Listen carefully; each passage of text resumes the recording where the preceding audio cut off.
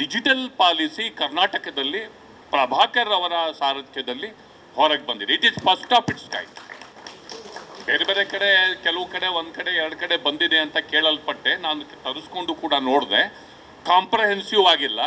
ಮತ್ತು ಏನೋ ಒಂದು ಪಾಲಿಸಿ ಇದೆ, ಏನೋ ಒಂದು 4 ಜನಕ್ಕೆ ನಾವೇನೋ ಗುರುತಿಸ್ಬೇಕೋ, ಮಾಮೂಲಿ ಹೋಗ್ಲಿ ಬಿಡಿ ಇದೊಂದು ಇರಲಿ ಅನ್ನೋ ಥರ ಕಾಟಾಚಾರದ ಪಾಲಿಸಿಗಳು ಕೆಲವು ರಾಜ್ಯದಲ್ಲಿ ಇದಿವೆ ಹೊರತು ಅದನ್ನು ಒಂದು ಮೆಥಡ್ ಆಗಿ ಮತ್ತು ಡಿಜಿಟಲ್ ಮಾಧ್ಯಮವನ್ನು ಒಂದು ಮಾಧ್ಯಮವನ್ನಾಗಿ ಗುರುಸೋದಕ್ಕೆ ಸಾಧ್ಯ ಆಗಿಲ್ಲ.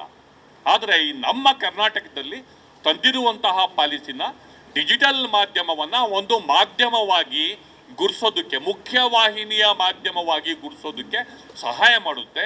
ಮತ್ತು ಕೆಲವು ಎಲ್ಲ ಡಿಜಿಟಲ್ ಮಾಧ್ಯಮಗಳು ಅವ್ರ ಷರತ್ತುಗಳಿಗೆ ಒಳಪಟ್ಟು, ಕಂಡೀಷನ್ಗಳಿಗೆ ಒಳಪಟ್ಟು ಡಿಜಿಟಲ್ ಮಾಧ್ಯಮಗಳು ಕೂಡ ಮುಖ್ಯವಾಹಿನಿಯ ಮಾಧ್ಯಮ ಅಂತ ಸರ್ಕಾರ ಅದನ್ನು ಗುರುಸುತ್ತೆ.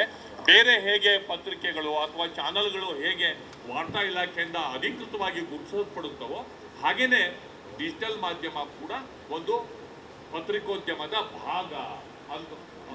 ಪತ್ರಿಕೋದ್ಯಮದ ಭಾಗ ಅನ್ನುವ ರೀತಿಯಲ್ಲಿ ಗುರುಸೋದಕ್ಕೆ ಈ ಒಂದು ಪಾಲಿಸಿ ಅನುಕೂಲ ಮಾಡಿಕೊಡುತ್ತೆ. ಬೇಕಾದಷ್ಟು ಬದಲಾವಣೆಗಳಿವೆ, ಬಟ್ ಒಂದು ಪಾಲಿಸಿ ಅಂತ ಬಂತಲ್ಲ, ಅದು ನಮಗೆ ಸಂತೋಷವಾದಂತಹ ವಿಚಾರ. ಒಂದು ಜಾಹೀರಾತಿನ ವಿಚಾರಕ್ಕೆ ಇರ್ಬೋದು, ಒಂದು ಪತ್ರಕರ್ತರಿಗೆ, ಅಲ್ಲಿ ಕೆಲಸ ಮಾಡುವ ಪತ್ರಕರ್ತರಿಗೆ ಅಧಿಕೃತವಾಗಿ ಮಾನ್ಯತೆ ಸಿಗುವಂಥ ವಿಚಾರ ಇರ್ಬೋದು, ಸರ್ಕಾರದ ಮಟ್ಟದಲ್ಲೂ ಕೂಡ ಅದನ್ನು ಒಂದು ಮಾಧ್ಯಮ ಅಂತ ಗುರುತಿಸುವ ರೀತಿ ಇರ್ಬೋದು. ಇದು ನಮಗೆ ಕರ್ನಾಟಕದ ಮಟ್ಟಿಗೆ ದೊಡ್ಡ ಡೆವಲಪ್ಮೆಂಟು. ಇದಕ್ಕೆ ಕಾರಣರಾದಂತಹ ಪ್ರಭಾಕರ್ ಅವರಿಗೆ ನಾವು ಎಷ್ಟು ಕೃತಜ್ಞತೆಗಳನ್ನ ಸಲ್ಲಿಸಿದ್ರು ಕೂಡ ಸಾಲದು. ಯಾಕೆ ಅಂತಂದರೆ ಅವರೊಬ್ಬ ಪ್ರೊಫೆಷನಲ್ ಆಗಿರೋದ್ರಿಂದ ಅದು ಸಾಧ್ಯ ಆಯಿತು. ಪ್ರೊಫೆಷನಲ್ ಆಗದೆ ಹೋಗಿದ್ರೆ ಅದು ಆಗ್ತಿರ್ಲಿಲ್ಲ. ಹೋಗಿ ಏನೋ ಕೇಳ್ಕೊಂಡ್ರೆ ಏನೋ ಮಾಡ್ಕೊಂಡವ್ರೆ. ಅವ್ರು ಹಂಗಲ್ಲ.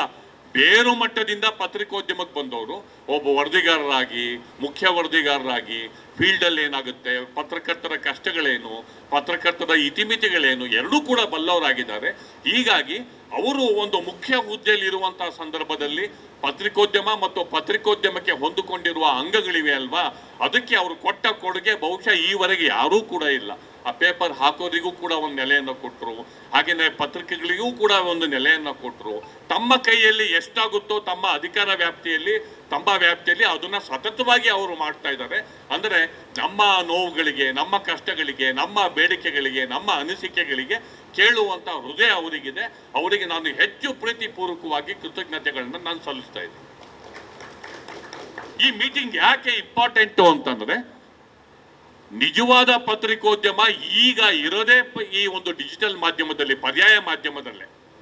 ನಿಜವಾದ ಅಭಿಪ್ರಾಯಗಳು ಮತ್ತು ನಿಜವಾದ ವಸ್ತುಸ್ಥಿತಿ ಮತ್ತು ನಿಜವಾದ ಪತ್ರಿಕೋದ್ಯಮ ಎಕ್ಸಿಸ್ಟ್ ಆಗಿರೋದೇ ಡಿಜಿಟಲ್ ಮಾಧ್ಯಮದ. ನಾವು ಪ್ರಿಂಟ್ ಮೀಡಿಯಾ ನೋಡ್ತೀವಿ, ನಾವು ಚಾನಲ್ಗಳು ನೋಡ್ತೀವಿ, ನಾವು ಯಾರನ್ನೂ ಕಾಮೆಂಟ್ ಏನು ಮಾಡ್ತಿಲ್ಲ.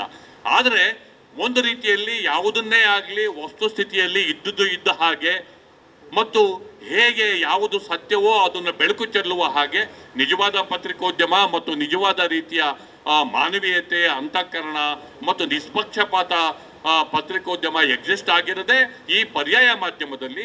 ಹೀಗಾಗಿ ಆ ಪರ್ಯಾಯ ಮಾಧ್ಯಮಕ್ಕೆ ಬಲ ತುಂಬುವ ನಿಟ್ಟಿನಲ್ಲಿ, ಆ ಪರ್ಯಾಯ ಮಾಧ್ಯಮವನ್ನು ಬೆಳೆಸುವ ನಿಟ್ಟಿನಲ್ಲಿ ಇಲ್ಲೆಲ್ಲ ತುಂಬ ಜನ ನಮ್ಮಲ್ಲಿ ಮೆಂಬರ್ಸ್ ಆಗಿರೋರು ಬೇರೆ ಪ್ರಿಂಟ್ ಮಾಧ್ಯಮದಲ್ಲಿ, ವಿಜುವಲ್ ಮೀಡಿಯಾದಲ್ಲಿ ಇದ್ದು ಕಡೆಗೆ ಅದನ್ನು ಬಿಟ್ಟು ಅವ್ರದೇ ಸ್ವತಂತ್ರವಾಗಿ ಒಂದು ಡಿಜಿಟಲ್ ಮಾಧ್ಯಮವನ್ನು ಅವ್ರು ಶುರು ಮಾಡ್ಕೊಂಡಿರುವಂತಹ ಪ್ರೊಫೆಷನಲ್ ಜರ್ನಲಿಸ್ಟ್ಗಳೇ ನಾವೆಲ್ಲ ಇರೋದು.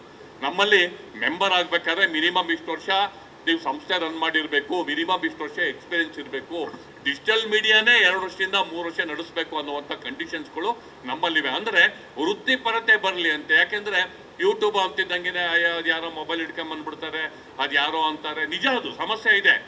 ಅಂಥದ್ದನ್ನು ಫಿಲ್ಟ್ರ್ ಮಾಡಬೇಕು ಮತ್ತು ವೃತ್ತಿಪರತೆ ಇರಬೇಕು ಅನ್ನೋ ಕಾರಣಕ್ಕೇ ಈ ಸಂಸ್ಥೆ ಹುಟ್ಟಾಕಿದ್ದೀವಿ. ಇದೊಂದು ಅಪ್ಪಟ ವೃತ್ತಿಪರ ಸಂಸ್ಥೆ. ಅಪ್ಪಟ ವೃತ್ತಿಪರ ಮತ್ತು ಯಂಗ್ಸ್ಟರ್ಸ್ಗಳು ಹೆಚ್ಚಿದ್ದಾರೆ. ಮತ್ತು ಈ ಮೂಲಕವಾಗಿ ಜರ್ನಲಿಸಮನ್ನು ಬೆಳೆಸುವಂಥವ್ರು, ಈ ಮೂಲಕವಾಗಿ ಮಾಧ್ಯಮವನ್ನು ಬೆಳೆಸುವಂತಹ ದೊಡ್ಡ ಗುಂಪು ಇಲ್ಲಿ ನಮ್ಮ ಜೊತೆಗಿದೆ. ಹೀಗಾಗಿ ದೊಡ್ಡ ದೊಡ್ಡ ಪ್ರಯೋಗಗಳು ನಮ್ಮಲ್ಲಿ ಆಗ್ತಾ ಇವೆ.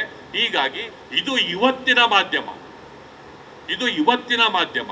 ಆದ್ದರಿಂದ ಇಂತಹ ಮಾಧ್ಯಮವನ್ನು ಪ್ರಭಾಕರ್ ಅವರು ಗುರುತಿಸಿದ್ದಾರೆ. ಅವರು ಇಲ್ಲಿಗೆ ಬಂದಿರೋದು ನಮ್ಮೆಲ್ಲರಿಗೂ ಕೂಡ ಸಂತೋಷದ ವಿಚಾರ ಆಗಿದೆ. ಆಮೇಲೆ ಈಗ ತಂದಿರುವ ಪಾಲಿಸಿನಲ್ಲಿ ಕೆಲವು ಸ್ಟ್ರಿಕ್ಟ್ ಆಗಿರೋ ಮೆಷರ್ಸ್ ಇದೆ. ಅದು ಕೆಲವು ತುಂಬ ಪ್ರಾಕ್ಟಿಕಲ್ ಆಗಿ ಇಂಪ್ಲಿಮೆಂಟ್ ಮಾಡೋಕೆ ಆಗದಲ್ಲೇ ಇರುವಂತಹ ಕೆಲವು ಕಂಡೀಷನ್ಸ್ಗಳು ಕೂಡ ಇವೆ. ಮತ್ತು ಕೆಲವೇ ಸೀಮಿತವಾದ ಜನ ಮಾತ್ರ ಇದರಲ್ಲಿ ಬರುತ್ತೆ ಅನ್ನುವಂತಹ ರೀತಿ ನೀತಿನೂ ಇದೆ. ಅದ್ರಲ್ಲಿ ಕೂಡ ಕೆಲವು ಬದಲಾವಣೆಗಳಾಗಬೇಕು ಅನ್ನೋದು ನನ್ನ ಅಭಿಪ್ರಾಯ ಕೂಡ ಆಗಿದೆ. ಎಲ್ಲರೂ ಕೂತ್ಕೊಂಡು ನಾವೆಲ್ಲ ಡಿಸ್ಕಸ್ ಮಾಡಿಕೊಂಡು ಅದರಲ್ಲಿರುವಂಥ ಅಂಶಗಳನ್ನ ನಾವು ಏನೇನು ಗೌರ್ಮೆಂಟಿಗೆ ರೆಪ್ರೆಸೆಂಟೇಷನ್ ಕೊಡ್ಬೋದು ಅನ್ನೋದನ್ನ ಕೊಟ್ಟು ಅವ್ರ ಜೊತೆ ಟೈಮ್ ತೊಗೊಂಡು ಇದ್ರಲ್ಲಿ ಬದಲಾವಣೆ ಮಾಡಿ ಅಂತ ನಾವೆಲ್ಲ ಹೋಗಿ ಅವ್ರ ಹತ್ರ ಕೇಳ್ಕೊಳ್ಳೋಣ. ಈಗ ಸದ್ಯಕ್ಕಂತೂ ಆ ಬಗ್ಗೆ ಡೀಟೇಲ್ ಆಗಿರುವಂಥ ಚರ್ಚೆ ಬೇಡ. ಇದೊಂದು ಸಂತೋಷದ ಕಾರ್ಯಕ್ರಮ. ಅವರು ನಮ್ಮ ಜೊತೆಗೆ ಬಂದಿದ್ದಾರೆ, ಅವರು ಒಂದೆರಡು ಮಾತುಗಳನ್ನ ಹೇಳ್ತಾರೆ. ಅದಕ್ಕಿಂತ ಮೊದಲು ಅವರಿಗೆ ನಮ್ಮ ಕಡೆಯಿಂದ ಒಂದು ಪ್ರೀತಿಯ ಸತ್ಕಾರವನ್ನು ಮಾಡೋಣ. ಸಾಂಕೇತಿಕವಾಗಿ ಅವರು ನಮ್ಮ ಜೊತೆಗೆ ಯಾವತ್ತೂ ಇದ್ದು ಹೇಳ್ತಾರೆ. ಅವರು ಅವರ ಬೆಂಬಲ, ಅವರ ಸಹಕಾರ ನಮ್ಮ ಜೊತೆಗೆ ಯಾವತ್ತಿಗೂ ಇರುತ್ತೆ ಅನ್ನೋದು ನಾವೇ ಟೇಕ್ ಇಟ್ ಗ್ರಾಂಟೆಡ್ ಅಂತ ನಾವೇ ಡಿಕ್ಲೇರ್ ಮಾಡ್ಕೊಂಡ್ಬಿಡ್ತಿದ್ದೀವಿ. ಹೀಗಾಗಿ ಒಂದು ಪುಟ್ಟ ಸತ್ಕಾರವನ್ನು, ನಮ್ಮ ಪ್ರೀತಿಯ ಸತ್ಕಾರವನ್ನು ಅವರಿಗೆ ಮಾಡೋಣ. ಹೆಚ್ಚಿನ ವಿಡಿಯೋಗಳಿಗೆ ಪ್ರತಿಧ್ವನಿ ಯೂಟ್ಯೂಬ್ ಚಾನೆಲ್ ಸಬ್ಸ್ಕ್ರೈಬ್ ಮಾಡಿ, ಬೆಲ್ ಐಕಾನ್ ಕ್ಲಿಕ್ ಮಾಡಿ.